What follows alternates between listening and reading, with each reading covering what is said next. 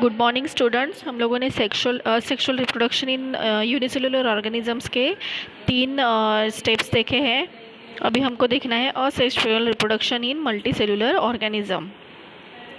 Multicellular organism का मतलब होता है एक से ज़्यादा सेल से बने हुए हैं। ठीक है, तो इनमें हमें 5 टेक्निक्स देखने हैं कि कौन कौन से 5 टेक्निक से मल्टीसेलुलर ऑर्गेनिज्म में असेक्सुअल रिप्रोडक्शन होता है।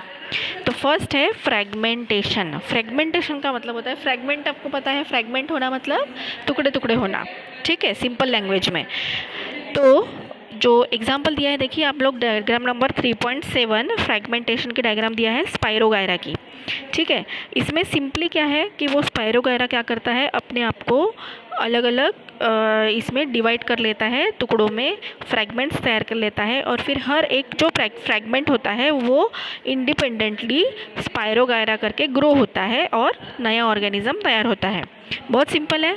ठीक है, so this is the fragmentation method. See, page number 24.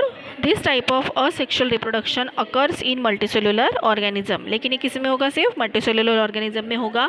In this type of reproduction, the body of parent organism breaks up into many fragment. मैंने यही बताया आपको कि एक स्पाइरोगायरा क्या करता है, बहुत सारे टुकड़ों में डिवाइड हो जाता है, and each fragment start to live as an independent new organism.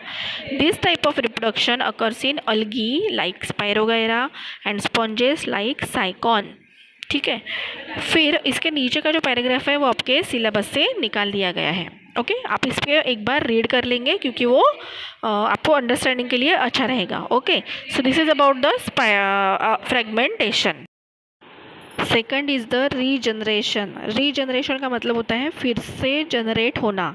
ठीक है, इसमें देखो आपको डायग्राम नंबर 3.8 दिख रहा है, उसमें आपको दिख रहा है प्लेनेरिया नाम का एक एनिमल।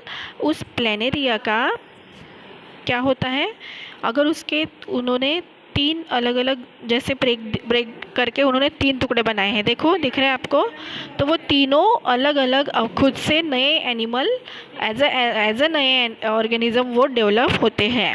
मतलब वो क्या होते हैं, उनके कितने भी टुकड़े हो जाएंगे, कितने भी वो बार वो ब्रेक हो जाएंगे, तो भी वो मरते नहीं हैं, बल्कि नए ऑर्गेनिज्म करके फिर से ऑर्गेनिज्म तैयार होते हैं। You may know that wall lizard यानी कि चिपकली breaks up and discard some part of its tail in emergency. आपने बहुत बार देखा होगा कि जो चिपकली होती है उसकी पीछे की जो पूंछ होती है वो टूट जाती है, उसके बाद भी वो चिपकली हमें ऐसा नहीं दिखता कि वो मर गई है ना। कुछ दिनों के बाद अगर आप देखते हो तो उस चिपकली को थोड़ी थोड़ी उसकी पूंछ जो है वो फिर से आने लगती है, और एक समय के बाद पूरी पूंछ उसकी रेडी रहती है। Discarded part is regenerated after a period. This is an example of limited regeneration. मतलब ये एक सिंपल एग्जाम्पल है लिमिटेड रीजनरेशन का, जो हम हमेशा देखते हैं। सिर्फ उसका बॉडी का एक छोटा सा पार्ट टूट गया था और फिर उसने उस जगह पे फिर से नया पार्ट जनरेट कर लिया। However, under certain situation, an animal like Planaria breaks up its body into 2 parts, and therefore each part regenerates remaining part of the body, and thus 2 new Planaria are formed. This is called as regeneration. मैंने बताया था आपको Planaria क्या करता है, उसके टुकड़े भी हो गए तो 2 अलग अलग टुकड़े 2 अलग अलग ऑर्गेनिज्म को डेवलप करते हैं और फिर 2 नए Planaria तैयार होते हैं। This is regeneration. देखो, असेक्सुअल रिप्रोडक्शन का मतलब ही होता है कि एक ही ऑर्गेनिज्म से दूसरा नया ऑर्गेनिज्म तैयार होता है। पेरेंट कैसा रहता है, एक ही रहता है। अब तक हमने जो फ्रैगमेंटेशन भी देखा, रीजनरेशन भी देखा, इसमें हमने क्या देखा, एक ही पेरेंट है और एक ही पेरेंट से दूसरे नए बच्चे तैयार हो रहे हैं, जनरेट हो रहे हैं, है ना। So this is about the regeneration. तीसरा है बडिंग। बडिंग जो है आपको डायग्राम नंबर 3.9 दिख रही है, हाइड्रा नाम के एक ये है, उसमें देखिए आप लोग हाइड्रा जो ग्रीन कलर का दिख रहा है, उसमें सेकंड नंबर के जो डायग्राम है एरो के बाद, उसमें आपको क्या दिख रहा है, एक छोटा सा BUD बर्ड लिखा हुआ दिख रहा है। वो बर्ड तैयार हो रहा है, उसमें छोटा सा उभार आ रहा है, और फिर वो जो बर्ड है वो धीरे धीरे डेवलप होते जाएगा, और फिर एक दूसरा उसी के ऊपर पहले वाले हाइड्रा के ऊपर ही दूसरा हाइड्रा तैयार होता है, जिसे लिखा है नेसेंट हाइड्रा। नेसेंट का मतलब होता है न्यू।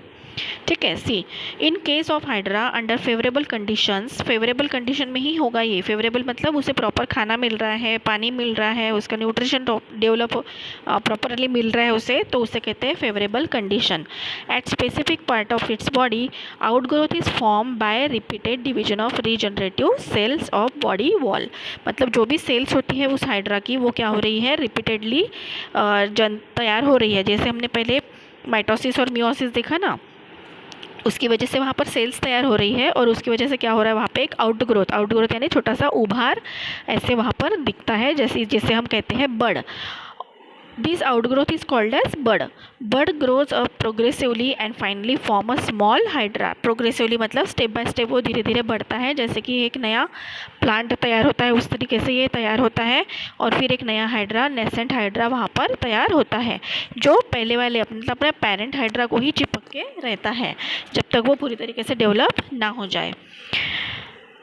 डर्मल लेयर्स मतलब वो सबसे ऊपर की जो लेयर होती है वो, एंड डाइजेस्टिव कैविटी मतलब जहाँ से उसे न्यूट्रिशन मिल रहा है, budding hydra are in continuity with those of parent hydra. मतलब वो जो नया हाइड्रा तैयार हो रहा है उसका जो डर्मल लेयर होता है, जो आउटर लेयर होता है, वो भी अपने पेरेंट हाइड्रा से पूरा चिपक के होता है, और जो डाइजेस्टिव कैविटी है मतलब जहाँ से भी उसे न्यूट्रिशन मिल रहा है वो भी अपने पेरेंट हाइड्रा से ही वो लेते रहता है, उसी से वो अटैच रहता है।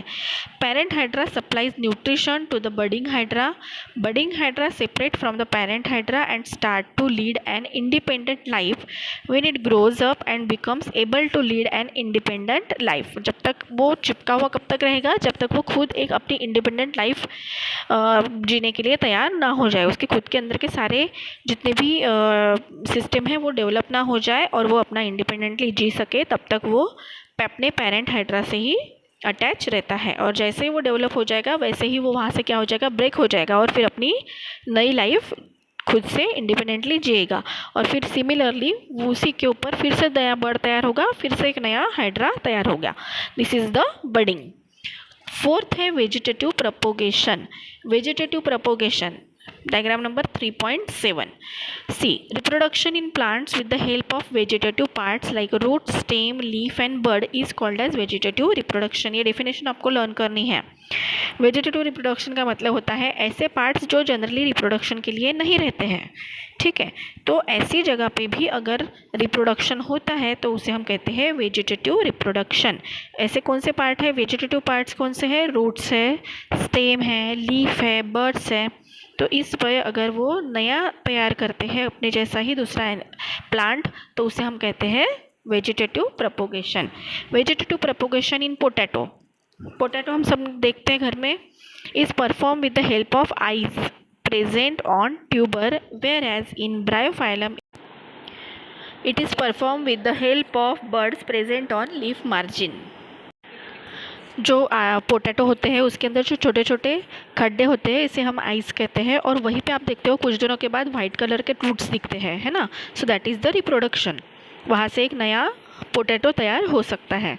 वैसे ही जो दूसरा एक एग्जाम्पल दिया है ब्रायोफाइलम, ब्रायोफाइलम का आपको लीफ दिख रहा है पोटैटो को ऊपर 3.10 नंबर की डायग्राम पे 3.10, तो वो लीफ के ऊपर भी क्या कर सकते हैं, वो इस तरीके से रिप्रोडक्शन हो सकता है। In case of plants like sugarcane and grasses vegetative propagation occurs with the help of buds present on nodes. Nodes का क्या मतलब होता है, जो गन्ना रहता है उसके गन्ने के, देखो आप लोग जब हम गन्ना खाते हैं तो बीच में छोटे छोटे डार्क स्पॉट्स दिखते हैं, लाइंस दिखते हैं, उसे कहा जाता है नोड्स। ऐसे गन्ने के ऊपर बहुत सारे नोड्स होते हैं बीच बीच में, तो वो नोड्स के ऊपर देखो रूट्स बनते हैं हमेशा, तो वो वहाँ से भी क्या कर सकता है, रिप्रोडक्शन कर सकता है। Plants like carrot and radish perform vegetative propagation with the help of roots. Roots जो होते हैं इसके कैरेट्स एंड रेडिश मतलब गाजर और मूली, और इसी तरीके से देखो स्वीट पोटैटो दिखा हुआ है बाजू में, ये क्या है, एक्चुअली ये खुद ही एक रूट्स है, तो ये रूट ही हम लोग खाते हैं। तो ये क्या होता है, ये रूट से ही प्रोपोगेशन, वेजिटेटिव प्रोपोगेशन होता है। So this is about the vegetative propagation, यानी कि रिप्रोडक्शन पार्ट के अलावा भी कोई भी पार्ट से जब रिप्रोडक्शन होता है तो उसे कहते हैं वेजिटेटिव प्रोपोगेशन। उसके बाद है fifth spore formation. Spore formation diagram दिख रही है आपको 3.11, स्पोर फॉर्मेशन की बाजू में, ठीक है। तो जो देखो बहुत बार जो ब्रेड वगैरह होती है अपने घर में, या फिर 2-3 दिन की पड़ी हुई जो रोटी होती है जो बाहर ही रखी हुई रहती है, उसके ऊपर वाइट कलर की या ब्लैक कलर की या येलो कलर की फंगस हमें दिखती है, ठीक है। तो वो जो फंगस होती है वो उसमें क्या बनते हैं, स्पोर्स तैयार होते हैं। जो स्पोर्स आपको दिख रहे हैं, बाजू में डायग्राम दिख रही है, थ्रेड जैसे वो दिख रहे हैं, ऊपर गोल गोल कलर के गोल गोल शेप के स्पोरेंजियम दिख रहे हैं। तो उस स्पोरेंजियम के अंदर क्या होते हैं, छोटे छोटे स्पोर्स होते हैं, और वो जब फूटते हैं तो वो आजू बाजू और फैलते हैं और अपनी जैसी और नई फंगस तैयार करते हैं। इसे कहते हैं spore formation. Take a piece, ये जो मैंने आपको अभी बताया यही यहाँ पर दिया है, take a piece of wet bread और भाकरी and keep it in humid place. जहाँ पर वो थोड़ा सा नरम गरम वातावरण होगा वहाँ पर आपको रखना है। Fungus will grow on it with in 2-3 days। Observe the fungus under compound microscope and draw it's diagram. अगर इसे हम फंगस को लेके माइक्रोस्कोप के नीचे दिखते हैं तो वो हमें डायग्राम में जिस तरीके से दिखाया गया है वैसे ही दिखेगी, जिसमें हमको दिख रहा है राइजोइड, हाइफी, स्पोर और sporangium. Fungi like mucor have filaments body. Filament मतलब थ्रेड जो होते हैं, इसे कहते हैं filaments. They have sporangia. Sporangia दिख रहे हैं आपको ऊपर गोल गोल। Once the spore are form, sporangia burst and spores are release. एक बार उसके अंदर स्पोर्स डेवलप हो गए तो वो स्पोरेंजियम क्या हो जाती है, फटती है, बर्स्ट हो जाती है, और उसके अंदर के जो स्पोर्स होते हैं वो बाहर फैल जाते हैं। Spores germinate in moist and one place and new fungal colony is form. यही स्पोर क्या करते हैं, अपने जैसे और फंगस तैयार करती है। सो इस तरीके से क्या होता है, स्पोर फॉर्मेशन भी और सेक्सुअल रिप्रोडक्शन का एक मेथड है। सो इस तरीके से हमने क्या किया, 5 मेथड्स हमने और sexual reproduction in multicellular organism में देखे हैं। इसके बाद जो है सेक्सुअल रिप्रोडक्शन, ये बहुत ही इंपॉर्टेंट टॉपिक है, ये हम नेक्स्ट वीडियो में देखेंगे। ओके, सो अभी ये 5 टेक्निक्स के जो डायग्राम्स है वो आप अपनी कॉपी में उतारेंगे और एक बार अच्छे से रीड करेंगे। Okay, bye.